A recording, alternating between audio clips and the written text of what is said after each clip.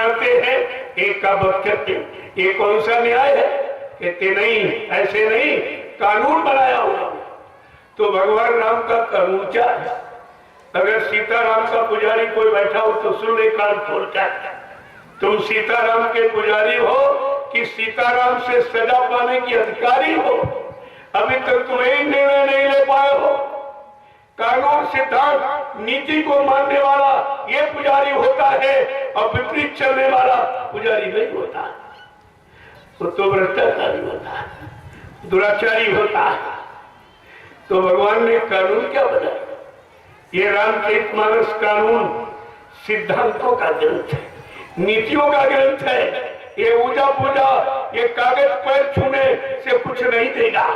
इसमें जो लिखा है, जब तक उसको अपने मस्तिष्क में नहीं उतारोगे, अपने जीवन में नहीं उतारोगे, तब तक कागज आपको कुछ नहीं दे सकता। तो भगवान राम का कानून क्या है? जरा सुन लीजिए, तुम्हारी समझ में आ जाएगा।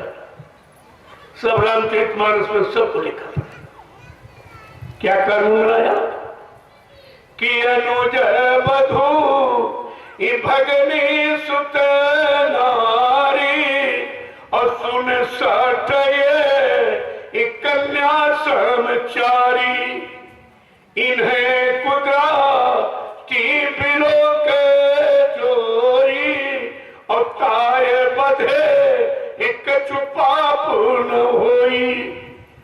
सीताराम के पुजारी ध्यान से सुनो। पूजा माने उनके सिद्धांत नीति को मानना, वचनों को मानना ही पूजा है। वचनों को मानकर चलना ही भक्ति है। आदेश हुक्म का पालन करना ही इबादत है।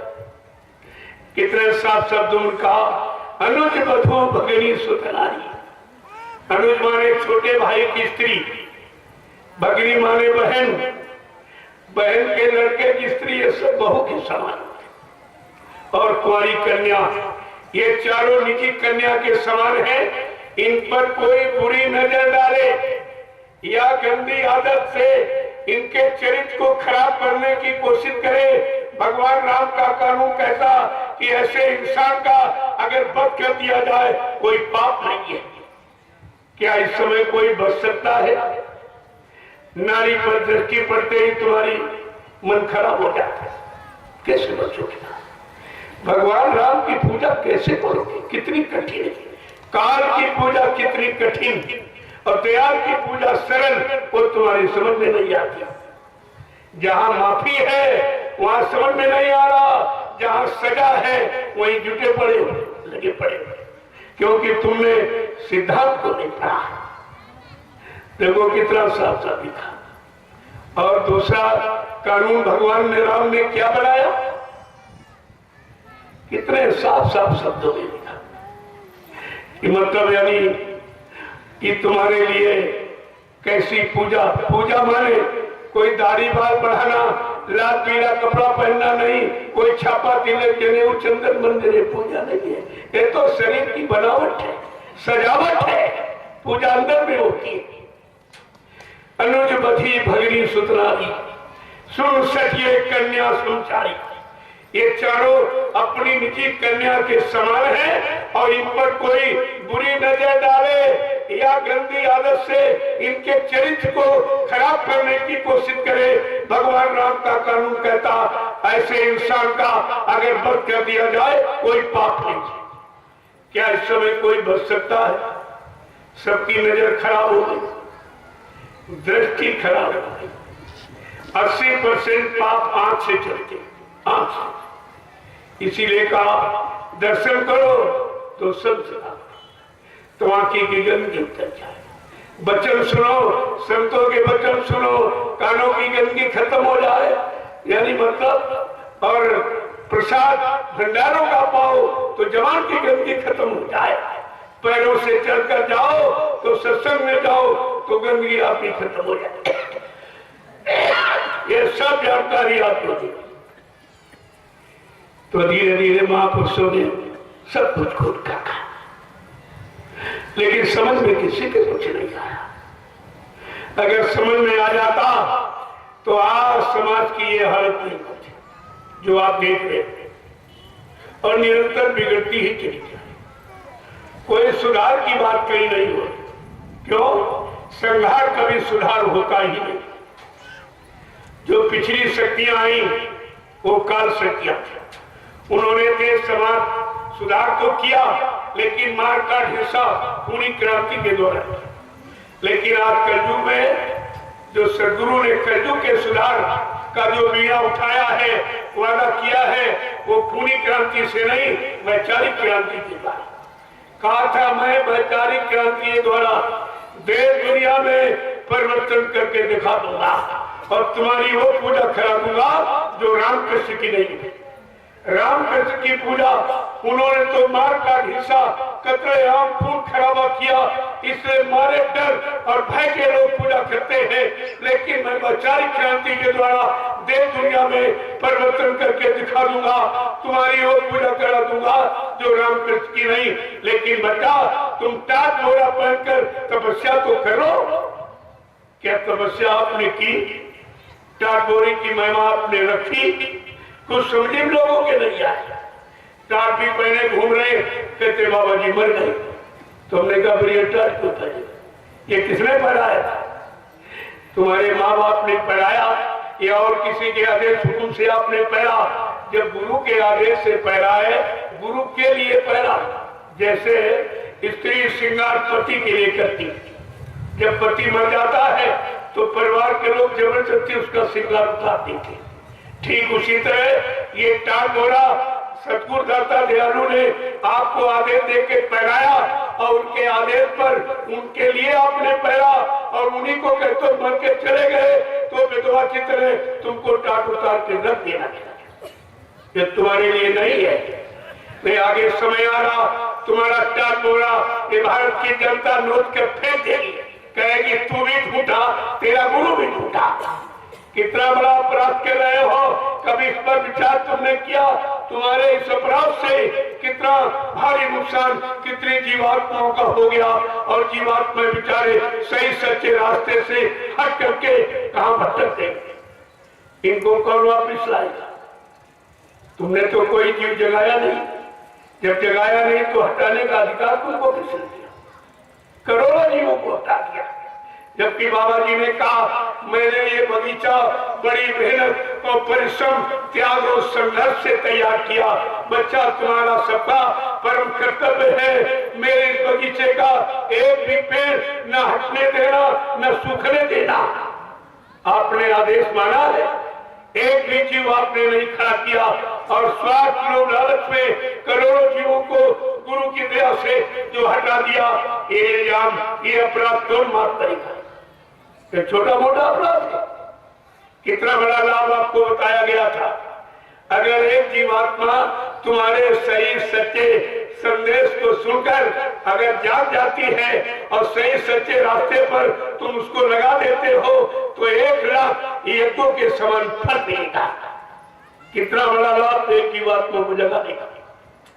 और जगाना तो छोड़ दिया और करोड़ों जीवों को हटा दिया। इनका क्या होगा? इनका क्या होगा?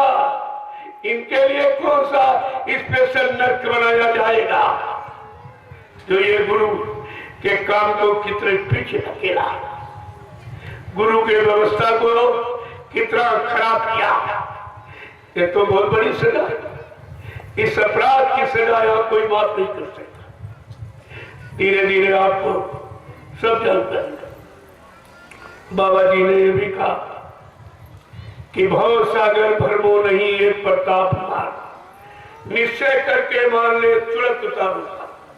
इस भवसागर में तुम भ्रम मत करना कि तुम्हारी जीवात्मा को भवसागर से निकालने की और कोई आ जाएगा या और कोई नाम का बेड़ा लगाएगा। कहा मेरे बल पौरुष का भरोसा कर, मुझ पर विश्वास कर, इस नाम रूपी नौका पर बैठ जा, मैं तुझको तेरे घर पहुंचा दूं। क्या इससे सरल और कोई युक्ति तुम्हारे लिए? ये भी नहीं कर पाए, बैठ भी नहीं पाए। कहा था कुछ नहीं करना तो एक काम करना, पड़े रहो दरबार में, धक्का धनी के खाओ और कबहू दीन दयाल के धनक पड़ेगी। कहा आपने वो भी नहीं कहा। कहा बच्चा दरबार में पड़े रहना, खड़े रहना, अरे रहना, कभी न कभी मालिक की दया हो जाएगी। ना तुम पर दरबार में खड़े रहे न पड़े रहे, तुम सब के सब भाग खड़े हुए। कोई धर्म क्या, कोई धर्म क्या, कोई धर्म। तो दया हो तो किस पर दया की? अरे विचार एवं तो करो, तुमने दया का घाट छोड़ दिया, दरबार छोड़ दिया, तो दया हो तो किस पर हो, कैसे की जाए? यह सब विचार विषय जितना परिचय बाबा जय गुरुदेव जी महाराज ने किया, सृष्टि में किसी ने इतना परिचय दिया ही नहीं। इतनी मेहनत जीवों के साथ किसी ने की नहीं, इतनी हमदर्दी कोई लेके आया ही नहीं सृष्टि में। और फिर भी हम लोग अपने हमदर्दी को, अपने सुचिंतक को, अपने सहयोगी को, अपने रहनुमा को पहचान ही नहीं पाए कि मेरे लिए कौन आया, मेरे जीवात्मा के कल्याण के लिए कौन आया, मुझे पाप कर्मों से माफी दिलाने वाले कौन आया। क्या ऐसा कोई कभी सृष्टि में आया था? कुछ नहीं समझ। ना समझने का परिणाम है कि दर दर की ठोकरें खा रहे, तुम्हारी कोई सुनने वाला, सबको अपनी अपनी पड़ी है। जब आपसे ये भी कहा था एक दिन ऐसा आएगा कि बच्चा सबकी दाढ़ी में आग लगेगी, कौन किसकी बुझाएगा, सब अपनी अपनी नहीं बुझा पाए। यानी इतनी कठिन परिस्थितियों का सामना करना पड़ेगा, इतनी कठिन बीमारी, महामारी, कष्टों में, झगड़ों में, झंझटों में आप फंस जाओगे, तुम्हारा निकलना मुश्किल हो जाएगा और तुम्हारी मदद करने वाला कोई। ये भी कहा था एक दिन विश्व कुदरत की चपेट में आके खड़ा हो जाएगा। जितने जिम्मेदार लोग जो काले नीले पीले हरे लाल झंडे लिए घूम रहे, ये अपने बड़े झंडों को फेंककर अगर तुम्हारे जय गुरुदेव प्रभु नाम के झंडे के नीचे अगर ना जाए तो इस बाबा को बाबा मत कहना। ये कितने बड़ी गुरु की सच्चाई थी। तुमने अपने गुरु की सच्चाई को भी पानी में फेंक दिया, तुम्हारी समझ में कुछ नहीं आया। तो जब कुछ समझ में नहीं आएगा तो परेशानियों को तो सामना करना ही पड़ेगा। अभी क्या आगे और परेशानी, अभी तो ये कुछ नहीं, अभी तो ये जो संत वाणी का प्रसारण वायुमंडल में हो रहा, इससे कुदरत खुल के नंगा नाच नहीं कर पा रही। जिस दिन वाणी का विराम हो जाएगा, आप देखा लॉकडाउन में जैसे वाणी का विराम हुआ, एकदम कुदरत ने हल्ला बोल दिया, एकदम हमला बोल दिया। अब ऐसा बोल दिया जो किसी की समझ में अभी तक नहीं आया। ये क्या है, कौन सी बीमारी है? बीमारी का नाम भी रख दिया, दवा भी तक दिया, कोई इलाज नहीं, जो है सब उल्टा। उसका परिणाम और खराब है, क्योंकि कुदरत की नाराजगी ये इंसान धनवान बलवान बुद्धिमान के बस की नहीं है कि उसकी नाराजगी को ये लोग खुशहाली में बदले, क्योंकि कुदरत की नाराजगी को संत महापुरुष ही जानते, उनका सीधा संबंध कुदरत से होता, इसलिए कुदरत से वो माफी करा सकते। लेकिन जब उनकी बात मानोगे तब तो न तुमने उनकी बात मानी, न बचनों को आपने अपनाया, जो जुक्ति बताई उससे भी आप दूर चले गए और शरण चरण से कहा केवल पड़े रहना तब भी काम हो जाएगा, वो भी काम तुम्हारे से नहीं हुआ। जब तुमने कोई काम किया ही नहीं तो दया मिले तो कैसे मिले? कहाँ दया करती है? दया का उल्टा याद और याद का उल्टा दया। जब वचनों को याद रखोगे, नीतियों को याद रखोगे, सिद्धांतों को याद रखोगे, अच्छे बुरे पाप पुण्य की पहचान, माँ बहन बेटी बहू की पहचान रखोगे, तब तुम्हारी समझ में सच्चाई और अच्छाई आएगी कि सच्चाई क्या अच्छाई है।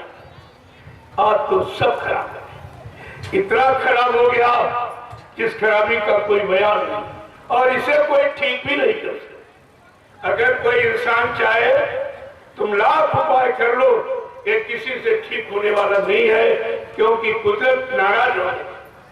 कुदरत की नाराजगी को खुशी में बदलना किसी इंसान की बस की बात नहीं है। और संत महापुरुषों के पास ये जाएंगे, इतना अहंकार गरुड़ कुमार घमंड में है कि उनकी बात मानेंगे नहीं, उनके पास जाएंगे नहीं, तो फिर समाधान कहीं है नहीं। समस्याओं का समाधान और कष्टों का निराकरण या कहीं नहीं, कोई कर ही नहीं सकता। तो आप देखते जाइए धीरे धीरे। मैं तो यही प्रयास करता हूं जिससे ज्यादा लोग बचा, जितने लोगों का सामान बाल बच्चे सब बच जाए। प्रयास तो यह किया जाए एक अच्छे समाज की स्थापना हो जाए, सच्चे अच्छे चरित्रवान लोग निकल आए, देश और समाज की सेवा में लग जाए, तो इस भारत देश का कल्याण हो जाए। लेकिन ये बात किसी के दिल में नहीं है, इस पर कोई दृष्टि नहीं डाला, कोई चिंतन भी नहीं करा कि समस्याएं दिन पर दिन बढ़ती जा रही, उलझने बढ़ती जा रही, परेशानियां बढ़ती जा रही, किसी की दृष्टि में अभी तक ये आ नहीं पाया। तो आगे क्या आएगा? 70 साल की आजादी का समय ये थोड़ा समय है, एक जीवन है। कलयुग में इतने साल तो इंसान जिंदा रहता, 70 साल आपके चले गए, आजादी जो बर्बादी के कगार पर लाके खड़ी कर 70 साल गए और अभी तक कोई सुधार नहीं और किसी के बस का भी नहीं। बाबा जी ने एक दृष्टांत आपको दिया था, कहा था बच्चा एक राजा था और उसके राज्य में सूखा पड़ गया। राजा तो खत्म हो गया, उसके बच्चे को राजा बना दिया। जैसे राजा बनाए तो सूखा पड़ गया, इतना बड़ा सूखा पड़ गया कि पेड़ पौधे सब सूखने लगे, सब पशु पक्षी जल के अभाव के कारण सब मरने लगे।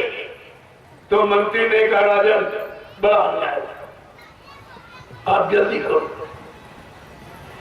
जल्दी करो, किसी ब्राह्मण को बुला करके भगवान नाम का जाप रहा था, चला जाएगा।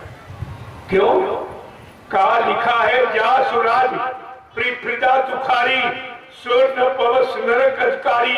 जिसके राज में अगर प्रजा दुखी है वो राजा नरक में जाता है। क्या इन लोगों ने इसे रामचरित मानस को नहीं पढ़ा? क्या इस चौपाई पर ध्यान नहीं दिया है कि अगर राजा के द्वारा कोई अपराध हो जाएगा, राजा के द्वारा कोई ऐसा कानून बन जाएगा जिससे प्रजा दुखी होगी, तकलीफ में, मुसीबतों में, लड़ाई झगड़ों में फंस जाएगी, तो उस राजा को नरक में जाना पड़ेगा। ये सिद्धांत है, जा सुराज प्री प्रजा दुखारी स्वर्ण पवस नरक अधिकारी। अब वो चाहे देश का प्रधानमंत्री राष्ट्रपति हो, चाहे प्रदेश का मुख्यमंत्री हो, चाहे जिले का डीएम हो, तहसील का तहसीलदार हो, ब्लॉक का प्रमुख हो और चाहे गांव का प्रधान हो या परिवार का मालिक मुखिया हो, कानून सब पर एक ही। जिसके आश्रित जितने लोग रह रहे, अगर वो मुसीबत आपत्ति दुख तकलीफ में है तो वो जो जिम्मेदार व्यक्ति है वो नरक में जाएगा। अगर इसको सिद्धांत को पढ़ लेते तो शायद ये काम नहीं करते। और सिद्धांत किनका है? सीताराम का। और ये सब सीताराम के नाम पर वोट ले रहे, शासन चला रहे, राज चला रहे, जय श्री राम बोल रहे, लेकिन श्री राम जी का कोई काम नहीं, कोई सिद्धांत, कोई कानून नहीं है। उनका तो कानून ये कहता है कि जा सुराज प्री प्रजा दुखारी स्वर्ण पवस अधिकारी। हिंदुस्तान की धार्मिक धरा पर शासन करने वालों, पहले इस धार्मिक सिद्धांत को पढ़ लेना। अगर तुम्हारे द्वारा राज्य में प्रजा को तकलीफ होगी तो तुमको नरक में जाना पड़ेगा। क्या किसी ने इसे पढ़ा है? आज भी कोई इस पर ध्यान दे रहा? कुछ नहीं। और राजनीति के बारे में कहा, भगवान राम ने कहा हमारी धार्मिक भूमि पर वही राजनीति करेगा। राजनीति बिन धन धर्मा और प्रभु समर्पे बिन सत्कर्मा। राजनीति बिना धार्मिक कमाई, गाड़ी कमाई के नहीं चली जा सकती। अपने आप पहले राजे महाराजे बादशाह जिन्होंने शासन किया है वो स्वयं अपनी मेहनत की कमाई की रोटी खाता था, कोई न कोई काम अपने हाथ का जरूर करता था। उससे जो पैसा मिलता था उसी से रोटी खाता था, कपड़े पहनता था, और राजकोष का धन का ये प्रजा का मेरा नहीं है, इसको खर्च करने का अनैतिक तरीके से या अपने शरीर ऐशो आराम पर खर्च करने का मेरा कोई अधिकार नहीं। उनके राज शासन देखिए कैसे चले। भगवान राम ने सब कुछ लिखा, क्योंकि इस धार्मिक भूमि पर धर्म लाने के लिए उनको कितना कष्ट उठाना पड़ा। 14 वर्ष जंगल में मारे मारे घूमते रहे, कोई सीताराम की जय बोलने वाला नहीं था, कोई नाम लेने वाला भी नहीं था। कितनी परेशानियां उठाई। जब गुरु के आदेश से गए और गुरु ने आदेश दिया इस तरीके से रहना, तुमको भूमि सेन बलकर वसन कंदमूल फल खाओ, जाओ जमीन पर सोना और बलकर वस्त्र, यही टाटोरा था, झूठ था, जटा झूठ, बड़े साफ शब्दों लिखा, सर पे जटाए और बदन में झूठ लपेटो, सीधे जंगल चले जाओ। 14 वर्ष अपने गुरु वशिष्ठ के आदेश का पालन किया, यही टाटोरा पहनकर। उस समय मशीनी युग नहीं था, टाट कपड़े के रूम में बन के नहीं आया था, तो सीधे काला पेट और चले जाओ। 14 वर्ष आदेश का पालन। देखो गुरु आदेश में क्या शक्ति, क्या ताकत। गुरु आदेश सुरक्षा कवच बन जाता है, और आदेश यही टाट का हर परिवर्तन, हर युग में जिस शक्ति के द्वारा परिवर्तन कराया गया उसको एक टाट की पोशाक ही पहनाई। क्यों? टाट फक्कर है, बाना फकीरी, वक्ते मुर्शिद फिनाए कोई, ये फकीरों का बना है, और भगवान राम को पहनाया। और संदीपन जी ने, जो कृष्ण भगवान के गुरु थे, उन्होंने उनको टाट की लंगोटी पहना, काले लंगोटी पहन, टाट की लंगोटी पहनाकर संयम का वो प्रमाण प्रस्तुत कर दिया कि 16,108 गोपिकाओं के बीच में रहे पूर्ण योगेश्वर कहलाए। यह है गुरु के द्वारा दिए आदेशित वस्त्र की कीमत, ये सुरक्षा कवच होता है। मोहम्मद साहब ने जीवन पर्यंत टाटोरा ही पहना, दूसरा कपड़ा शरीर पर धारण। ईसा मसीह, उनके पिता ने अंतिम श्वास तक टाटोरे का सेवन किया। बाबा जी ने इसी दृष्टि से कलयुग के परिवर्तन के लिए उनसे कहा, मेरी शक्तियां इस लिबास में रहेगी। और ये 10, 11, 12 जून 1983 लिख लो, ये तारीखें कोई नहीं बताएगा आपको। 10, 11, 12 जून 1983 दिल्ली वोट क्लब पर ले गए और कहा, बच्चा ये पार्लियामेंट, इस पे हिंदुस्तान का कानून रहता, इसके सामने तुम शपथ कसम खा के इस फकीरी भेष को धारण करो, तुम्हारे शरीर से ये फकीरी भेष, ये टाटोरा बक्कर वस्त्र जब तक नहीं उतरेगा, जब तक देश में अच्छी व्यवस्था नहीं आ जाएगी, सबको रोजी रोटी नहीं मिलने लगेगी, महंगाई, गरीबी, बेरोजगारी को हटा नहीं दिया जाएगा, टैक्सों की भरमार को रोक नहीं दिया जाएगा, तब तक ये टाटोरा तुम शरीर से उतारोगे नहीं। ये संकल्पित वस्त्र है, ये संकल्प लेके पहना गया, ऐसे नहीं। काट टाट पहले हम इसलिए इसमें संकल्प लाए हुए। ये प्रेमियों, संकल्प ही वस्त्र है, संकल्प लेके पहना गया। जब तक संकल्प पूरा नहीं होगा, न पूरा कराने वाला शरीर छोड़ के जाएगा, न तुम्हारे शरीर से टाट उतरेगा। ये हमेशा ध्यान में रखना। और ये भी कहा था दिल्ली वोट क्लब पर, जो परीक्षा से टाटोरा उतारते या पहन ले, उसको सत्संगी मत मानना, वो भविष्य में कोई बहुत बड़ा धोखा दे सकता है। आपने गुरु आदेश को बिल्कुल नहीं सुना, बच्चों का बिल्कुल नहीं ध्यान दिया। जिसने एक झटके में टाटोरा उतार के फेंक दिया स्वास्थ्य लोभ लालच के लिए, तो गुरु बन गया। और तुमने भी नहीं समझ पाया, इसने गुरु आदेश का कितना बड़ा खंडन किया और हेलना की है। जो स्वयं गुरु का आदेश पालन नहीं करता, उसका आदेश पालन करने से तुम्हें क्या मिलेगा, क्या आपको नहीं, तो भी आपने कुछ नहीं समझा। एक एक वचन को अगर समझदारी के साथ आपने रखा होता, तो हिंदुस्तान में तुम्हें कोई बहकाने भरमाने वाला नहीं होता, कोई नहीं हटा सकता। इतना आपको पढ़ा दिया गया, इतना सुना समझा दिया गया और आपसे करवा भी दिया गया, लेकिन तुम्हारी समझ कुछ नहीं आया, एक भी बात नहीं समझ। कहा था बच्चा भगवान राम को परिवर्तन करने में 14 वर्ष लगे। 14 वर्ष चाहते तो अयोध्या से फौज ले आते और लंका पर चढ़ाई करके रावण को मार सकते थे, लेकिन नहीं। 14 वर्ष इंतजारी की, बिना इंतजारी का कोई इतिहास नहीं है और इंतजारी ही इतिहास बनाती है। 14 वर्ष इंतजार किया और कहा घर गृहस्थी परिवार, राजपाट सुख में नहीं, जंगल में, जंगल तमाम ऋषियों मुनियों के आश्रम पर उनसे आशीर्वाद दिया, ऐसे नहीं काम हुआ, आशीर्वाद दिया। 14 वर्ष और भगवान राम को 18 दिन लगते, लेकिन कहा बच्चा हमको कलयुग के परिवर्तन में 18 मिनट भी नहीं लगेंगे। देखो कितना बड़ा संकल्प है, कलयुग सबसे ज्यादा खराब, लेकिन परिवर्तन करने वाली शक्ति क्या कह रही है कि कलयुग के परिवर्तन में हमको 18 मिनट भी नहीं लगेंगे। मेरे पास ऐसी भूमिका व्यवस्था है, मैं उस भूमिका व्यवस्था के द्वारा सारे विश्व में परिवर्तन करके दिखा दूंगा और सारा विश्व मेरी व्यवस्था भूमिका के आगे एक दिन नतमस्तक हो जाएगा। लेकिन आपकी समझ में तो कुछ नहीं आया, इतना सुनाया गया, समझाया गया, जगाया गया, लेकिन तुम सोते ही नहीं, आपकी समझ में कुछ नहीं आया। देखिए ये सब तुम्हारे सामने।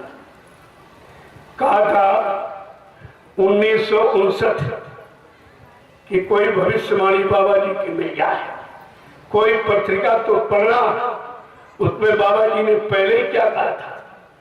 कहा बच्चा अब मैं आगे ऐसी नाजुक स्थिति बना के खड़ी कर दूंगा, फिर कुछ दिनों के लिए मैं तुम्हारे से दूर चला जाऊंगा, तुम इतनी जल्दी ना मुझे पहचान पाओगे न मेरे काम को समझ पाओ। लेकिन मैंने जो वादे किए हैं एक एक वादा पूरा करके दिखाऊंगा। ये सब वादा हुआ है, लेकिन आपकी सोच, लेकिन कहा तुम मेरा इंतजार भजन करके करते रहे, और तुम तो कर नहीं कुछ सकते हो, भजन करके मेरा इंतजार करते रहना, मैं समय पर आकर अपने समस्त वादों को पूरा करके दिखा दूंगा। ये सब आपसे कहा गया, लेकिन समझ में किसी को कुछ नहीं है, कोई चीज नहीं है। जब समझ में नहीं आई तो फिर तुम करोगे क्या। सबरी ने 12 वर्ष इंतजार किया, इंतजारी का बड़ा इतिहास है। सबरी के गुरु मतंग ऋषि जी, जब उनका समय पूरा होने लगा, उन्होंने कहा सबरी एक दिन तेरे घर भगवान राम खुद चल के आएंगे। बड़ी खुश हो गई, तो गुरु के वियोग को भूल गई और गुरु के आदेश का पालन करने लगी कि तुम उनका इंतजार करना। उसने दिन तारीख महीना कुछ नहीं पूछा और 12 वर्ष तक इंतजार किया अपने भगवान राम का। तुमने कितने दिन इंतजार किया अपने भगवान गुरु का? तुमने अपने सदगुरु भगवान का कितने दिन इंतजार किया? 1 मिनट भी नहीं किया। कोई इधर भाग गया, कोई उधर भाग गया, कोई इधर भाग गया। इंतजारी का इतिहास भूल गए। कम से कम ये तो समझना चाहिए कि बगैर इंतजारी का कोई इतिहास नहीं है और इंतजारी ही हमारी परीक्षा है। सब तरह की परीक्षा हो जाती है इंतजारी में। अब धीरे धीरे धीरे धीरे इंतजारी तो ये हो रही है और क्या। इसी इंतजारी में अच्छे बुरे, असली नकली, झूठे और सबकी पहचान हो जाएगी कि असली कौन है, असली शिष्य कौन है। गुरु नानक देव जी महाराज का इतिहास नाम आपने सुना पड़ा होगा। सिखों के प्रथम गुरु थे। जब गुरु नानक देव महाराज के 4400 शिष्य हो गए तो उनको चिंता हो गई कि शिष्यों की संख्या तो बढ़ती जा रही, लेकिन इसमें मेरा सच्चा आशिक कौन, मेरा सच्चा प्रेमी कौन, जो मेरे सिवा न किसी को जानता है, न पहचानता है, न अपना मानता है। ऐसा मजबूत यानी मतलब आस्थावान शिष्य कौन है? तो उन्होंने उसकी तैयारी कर ली। संगत से कहा कल पूरी संगत आएगी, मैं एक आवश्यक संदेश दूंगा। और रात में तैयारी कर ली कि एक झोपड़ी बनाई, झोपड़ी में एक तरबूज का फल रखा, एक तलवार रखी, एक बाल्टी लाल रंग पानी गुरबा के रखा दिया और एक प्रेमी को अंदर बैठा दिया। जब सवेरे संगत आई तो गुरु नानक देव जी महाराज ने कहा सब लोग लाइन से खड़े हो जाओ। सारी संगत जब लाइन से खड़ी हो गई तब उन्होंने कहा हमें सर चाहिए, सर। जो सबसे आगे प्रेमी खड़ा था बड़ा खुश हुआ कि अगर मेरा सर गुरु के आदेश में लग जाए तो मेरा मानव जीवन सार्थक हो जाएगा। क्योंकि गुरबाणी में लिखा है शीश दिए गुरु मिले तो अभी सस्ता जान। अगर सच्चा परमार्थी गुरु आत्मा को जगाने वाला, परमात्मा से मिलाने वाला, पाप कर्मों में माफी दिलाने वाला ऐसा सच्चा सदगुरु मिल जाए, उसके मिलने में अगर ये सिर चला जाए ये सस्ता सौदा है। वो हंसते हंसते प्रेमी अंदर चला गया। इसी तरह जो बैठा था पहले से उसने तलवार उठाई और तरबूज पर मारी, खच की आवाज, बकरे का कान में था तो मैं की आवाज। एक लोटा लाल रंग पानी फैला दिया, बाहर निकल के आया। संगत ने देखा अरे का इसका तो काम हो गया। ऐसे प्रेमियों 1 2 3 4 5 अंदर जा। जब छठे का नंबर आया फिर गुरु नानक देव जी महाराज ने कहा हमको सर चाहिए सर। तो भगदड़ मच गई, भगदड़ मच गई। चलो हाँ गुरु ने सर मांगा इसलिए भगदड़ मच गई, यहाँ तो कुछ नहीं मांगा गया और फिर यह सब भगदड़ मच गई, सब भग गए। 45 करोड़ चेहरों में कोई नहीं टिका। प्रेमियों गुरु नानक देव जी महाराज का जब इतिहास लिखा गया, आज आपने सुना पड़ा होगा पंच प्यारे, 5 प्यारे निकले गुरु के। गुरु के प्यारे 5, 4400। और बाबा जय गुरुदेव जी महाराज के आप 45 करोड़ चेलों में एक ही गुरु का प्यारा नहीं निकला। कोई गति का प्यारा, कोई सामान का प्यारा, कोई धन दौलत का प्यारा, कोई जमीन का प्यारा, कोई आश्रम का प्यारा निकला, लेकिन गुरु का प्यारा एक भी नहीं निकला। कितने बड़े अफसोस की बात है। जिस गुरु ने कितना परिश्रम मेहनत संघर्ष से यातनाएं उठाई, हम तो सबको सही सच्चे रास्ते पर लाने की और लगाने की और रखने की। और ऐसा किसी गुरु का इतिहास सृष्टि में नहीं कि अपने शिष्यों, अपने भक्तों की परेशानी मुसीबतों के लिए स्वतः जेल में चला गया। 1975 का समय बहुत खराब था। उस खराब समय में हमारा आपका बचना बड़ा मुश्किल था। इसलिए गुरु ने अपने शिष्यों भक्तों को बचाने के लिए उन पर कोई परेशानी, आपत मुसीबत न आवे, क्योंकि ये बर्दाश्त नहीं कर सकते, बर्दाश्त की क्षमता इनमें नहीं है, तो सारी हमारी आपकी मुसीबत अपने सिर पर लेकर के और जेल में चले गए 21 महीने की। और बेड़ी हथकड़ी चोरों की तरह।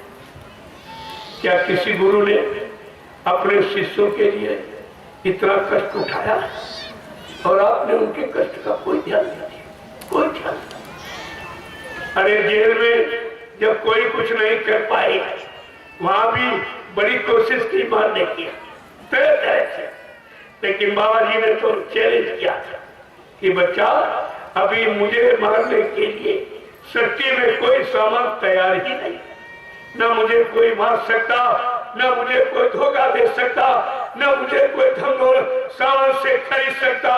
मैं अपना काम करने आया हूँ, काम करके ही जाऊंगा।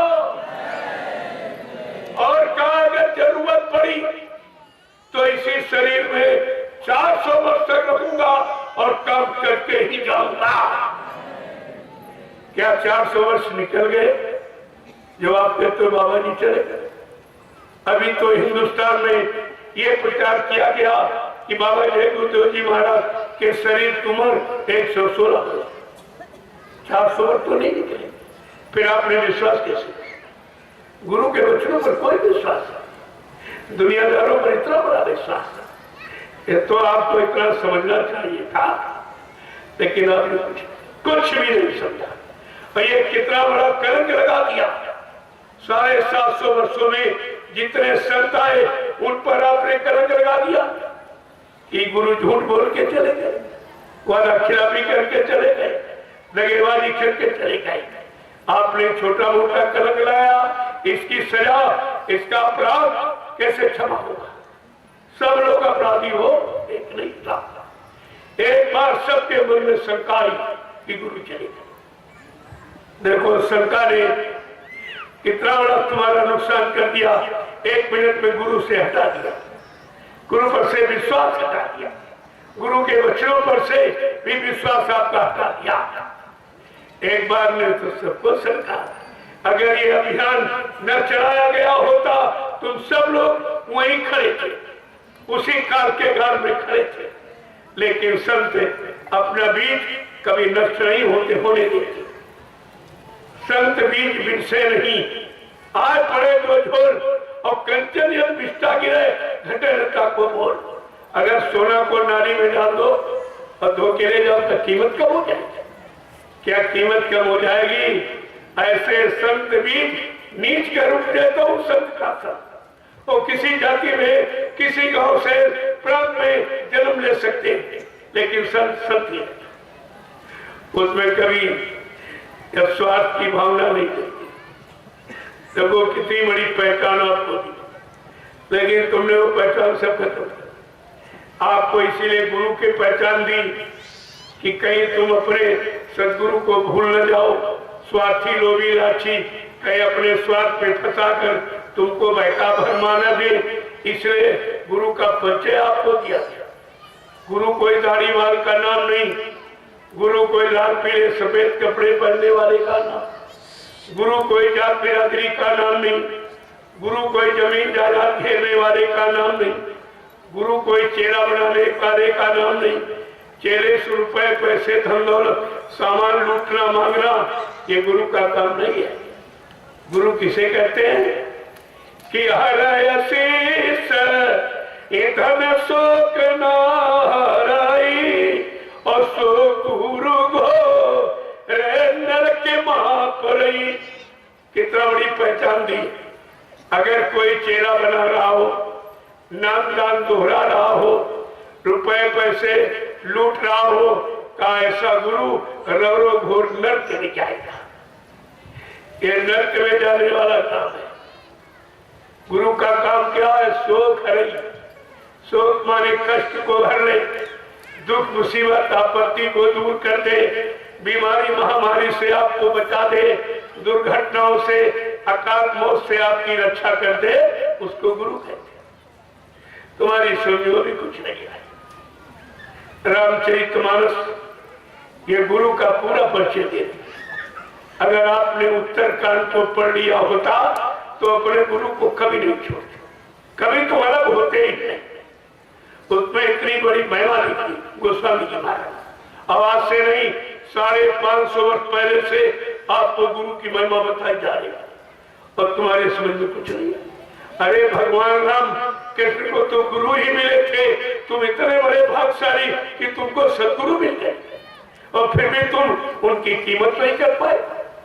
उनकी कीमत उनको न जान पाए, न मान पाए, न पहचान पाए, न अपनी जीवात्मा का उद्धार कल्याण करा पाए, न पाप कर्मों में माफी दिला पाए। आपने तो कोई काम नहीं करा। फिर तुम्हारा गुरु से मिलने का या गुरु को करने का तुम्हारा अर्थ क्या निकला? क्या मतलब निकला? जबकि बाबा जी ने क्या कहा था? नामदान गड्ढे में ढकेलने के लिए नहीं दिया था।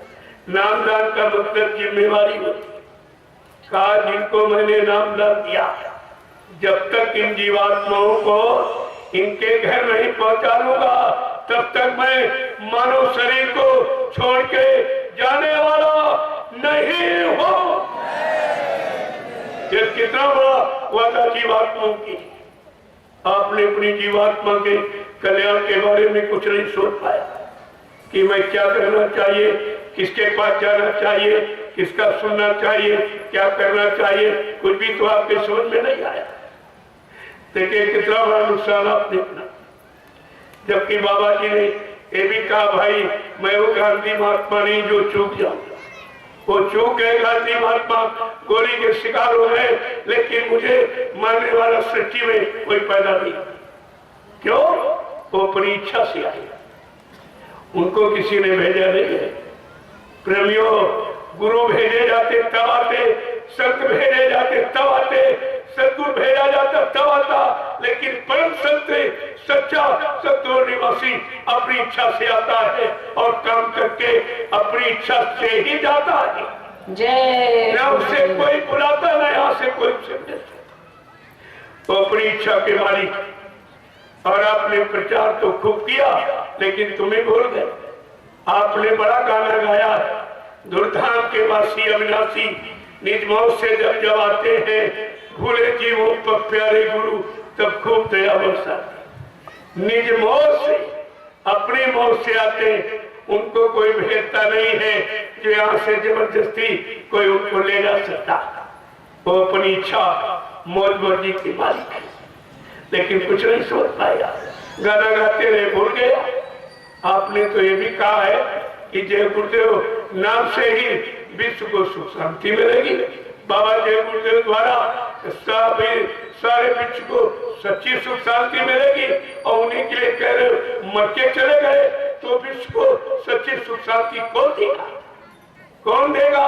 ये भी तो आपको पूछना चाहिए था कि उनके इन वादों को पूरा कौन करेगा। आपको तो सोचना चाहिए, लेकिन सोचोगे कैसे जब बुद्धि में विकार आ जाता, जब शरीर का खान पान बिगड़ जाता और मन का संतुलन खराब हो जाता, और इंसान का देखना सुनना, बोलना चलना, बैठना उठना सब खराब हो जाता, तब परिवार समाज की स्थिति बिगड़ जाती, उसे से बिगड़ती है। और ये सब हो रहा, और इस पर कोई दृष्टि नहीं डालना। जब इनको पता चल गया कि बीमारी मांसाहारी मुल्क चीन से आई है, मांसाहारी मुल्क, तो हिंदुस्तान के जिम्मेदार लोगों को चाहिए कि तुरंत अपने देश पे मांसाहार बंद कर, ये बंद करा देते कोई बीमारी नहीं है। लेकिन कुछ उसको और छूट दी जाए, सब उल्टा क्यों बना? क्यों? बिना फिर धर्मशास्त्रों की बात कैसे सिद्ध होगी? धर्मशास्त्र झूठे हो जाएंगे, विनाशकारी विपरीत बुद्धि। जब जिनका विनाश होने को होता, उनकी बुद्धि विपरीत दिशा में ही कार्य करती। कितनी सच्ची अच्छी बात तो उनकी सोच चली जाती। क्यों? विनाश होना तो काम होना ही है, उसे कौन रोकेगा? लेकिन यह है संत महापुरुष अपनी फर्ज अदायगी करते, अपने फर्ज को हमेशा निभाते हैं, और हम अंत समय तक आपको सही सच्ची दिशा की जानकारी और संदेश देते रहते। वो उनका काम। अब तुम्हारा काम माने ना माने का, मानोगे ठीक, नहीं मानोगे तो जाते। इसलिए इसको आपको समझना चाहिए। ये मुक्ति दिवस कभी आपने सुना था, पढ़ा था कहीं? 4 वेद 6 7 18 पुराण 19 उपनिषद और 36 ऋचाएं, जिनमें धर्म की चर्चा लिखी है, लेकिन ये शब्द कहीं नहीं मुक्ति का। क्यों? मुक्ति यहाँ कहीं है नहीं, न कागज पढ़ने में, न पत्थर पूजने में, न पानी चढ़ाने में, न फूल बतासे अगरबत्ती लगाने में मुक्ति नहीं। मुक्ति संत चरण की दासी, मुक्ति संतों के चरणों की। और संत कलयुग में आए, न सतयुग में आए, न त्रेता न द्वापर में आए। इसलिए उस समय किसी को मुक्ति नहीं। जब रामकृष्ण को मुक्ति नहीं मिली, जिनको भगवान कहते हो, तो इंसानों को कैसे मिल जाएगी? और इसीलिए साफ शब्दों में लिख दिया गया, मुक्ति कब मिलेगी और कहां मिलेगी? कहा मुक्ति संत चरण की दासी। जब कलयुग में संत महापुरुष आएंगे उनके चरणों में मुक्ति वास करती है, इसलिए उनके चरण स्पर्श किए जाते हैं। चरण स्पर्श, चरण को प्रणाम किया जाता, दंडवत प्रणाम किया, छुआ नहीं। हाथ से छूने से चरणों की महिमा, क्यों तुमने हाथ से बहुत गंदे काम किए, लेकिन अब जीव बेचारा जाता नहीं, वो तो पत्थर पूजा करने वाला है, उसको क्या मालूम कि छुआ जा रहा कि नहीं छुआ जाता। छुआ जाता है कि दंडवत की जाती, कि दूर से दर्शन प्रणाम किया जाता, अब ये कुछ मालूम नहीं। लेकिन धीरे धीरे धीरे सत्संगों में आते रहोगे, जानकारी मिलती रही तो आपकी समझ में सब आ जाए।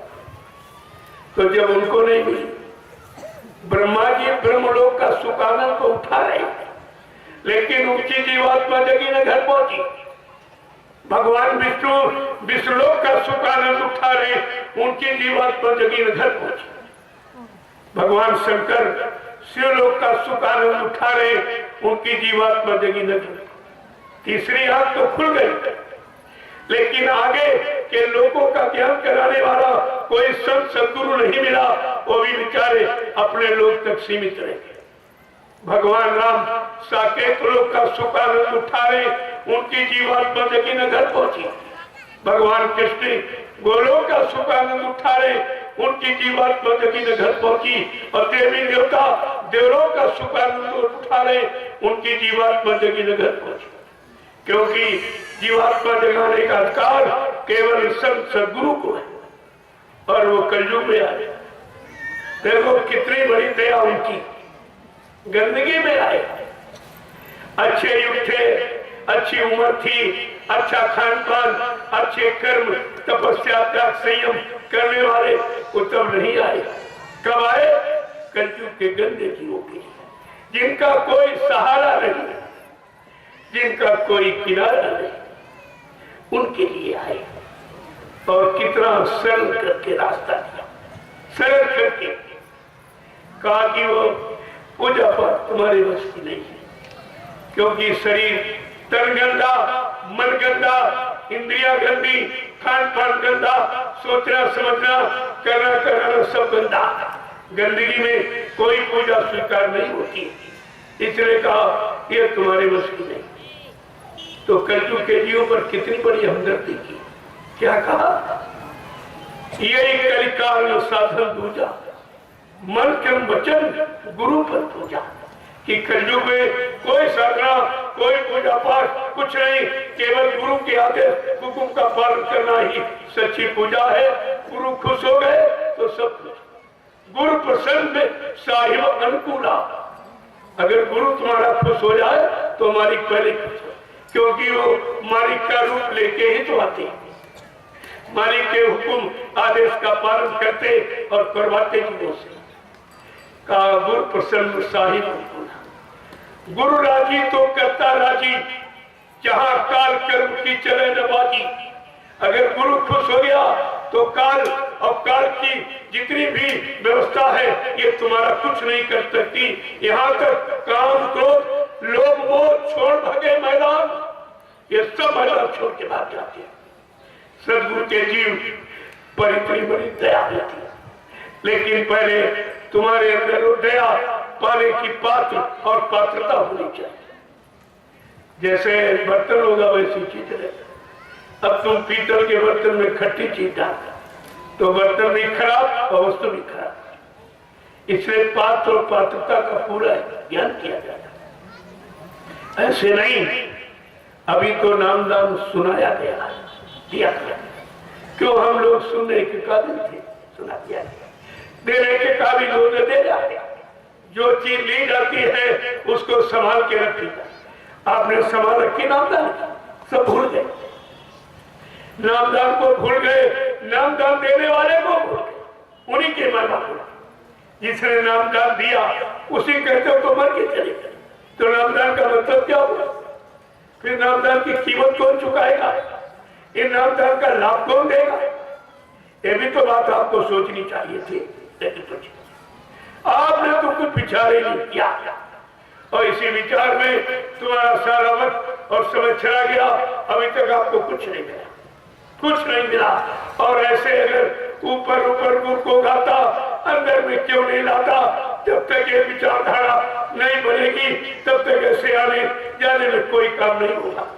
काम तो करने से हो, सुनने सुनाने से नहीं। सुनने सुना इसलिए जाता है जिनको करना वो सुनते, सुन करके काम में लग जाते, वो सफलता प्राप्त करते। जो सुनकर सुनाते रहते, इनको सुनाया उनको सुनाया आगे सुनाया, सारा समय इसी भाषण स्पीच प्रवचन और वक्ता में ये सब चला गया, क्या मिला इनको? क्या मिला? क्योंकि संत मत करनी का विषय और काल मत कथनी का विषय दोनों अलग है। काल मत में केवल कथा वार्ता सुनाई जाती और संत मत में सत्संग सुनाया जा रहा, जीवों को जगाया जा रहा, परमात्मा के रास्ते पर खड़ा किया जा रहा और जीवात्माओं को जगाने का अभ्यास किया जा रहा। सत्संग और कथा वार्ता में कितना अंतर है? अभी तो वो भी अंतर आप नहीं समझ पाए, लेकिन जब धीरे धीरे सत्संगों में आते जाते रहोगे तो आपकी समझ में समझ आए। तो ये 10 दिवसीय कार्यक्रम